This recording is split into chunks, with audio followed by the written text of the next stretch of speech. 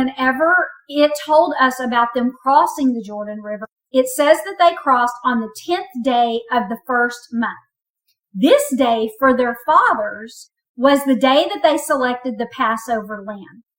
And then a few days later, on the 14th, is when they slaughtered that lamb. And with the blood of that lamb, they put it on the doorposts of their house and then went inside to eat the meal. They did all this because God was about to invoke the last plague on the Egyptians.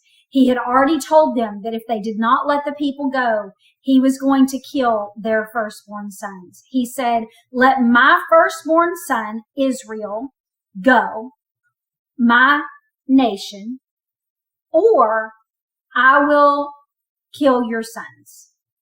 And they refused. And so this plague was about to happen. And God said, here are the things that I want you to do. Take this lamb on the 10th day, then slaughter it on the 14th, put the blood around your doorpost, and then go in and eat this meal. And while you're eating the meal, the angel of death is going to pass through the land.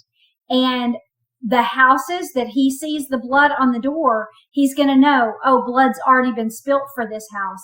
And he will pass over that house and go to the next house until he finds a home that does not have blood on the doorposts. Now, none of the Egyptians will have blood on the doorposts, and all of the Israelites will. And so that is why it's called the Passover. God passed over all of the Israelites' homes and spared their firstborn sons and killed all of the Egyptian sons. And this compelled the Egyptians to send them out of the country in a mass exodus. And because they were hurried out so quickly, they had no time to even put the yeast in their bread. And so they took their bread with them and ran out of the country. And so they had to eat unleavened bread without yeast, for the next week until that bread was gone. And so they were supposed to celebrate this exact time every single year by doing these exact things, by selecting a lamb on the 10th day, slaughtering it on the 14th, eating the Passover meal, and then eating unleavened bread for the following week. Every year they were supposed to do this to remember how God brought them out of Egypt. Now, as far as we can tell, they only did this the first year after they got out. After they practiced the Passover, then they were supposed to go into the new land and they were supposed to continue this, but they rejected the land, God rejected them, and they wandered in the wilderness for 40 years, did not circumcise their sons, did not practice the Passover. So this will be the first Passover that is practiced since the very first year that their fathers left Egypt, but it will be their very first Passover that they are celebrating as a nation. And that's the other reason that they had to hurry and get circumcised, because the rules of the Passover say you cannot celebrate the Passover if you are an uncircumcised man, because this is what distinguishes you from everyone else. This is what says you belong to God.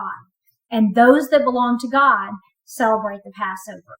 Those that are celebrating what God had done for their nation. And so since they left on the 10th day, they had to hurry up because the 14th was the day that they were supposed to celebrate the Passover. And so they did this.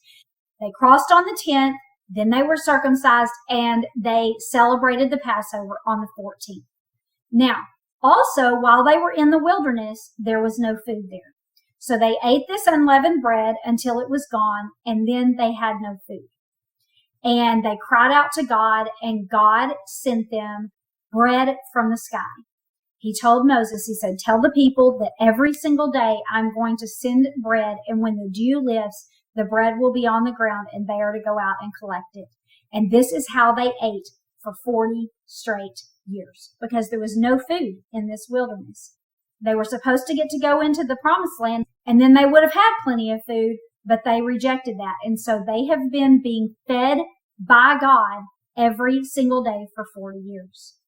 But after they celebrated the Passover, renewing their commitment, remembering how God had saved them for this exact purpose to come into this land, then they're there. And they don't need this sweet bread from heaven anymore, right? Because they are in the land of plenty. They can eat whatever they want. They can just walk over there and pick something off the tree or off the vine. And they're also going to be able to grow their own food. And so no more do they need this manna. And so on the 15th of that year, the manna stopped coming, and God never fed them again, because he's now feeding them with this luscious, wonderful land that he had promised to Abraham centuries before. So how wonderful. This is a great time for them, right? They're excited and they're ready.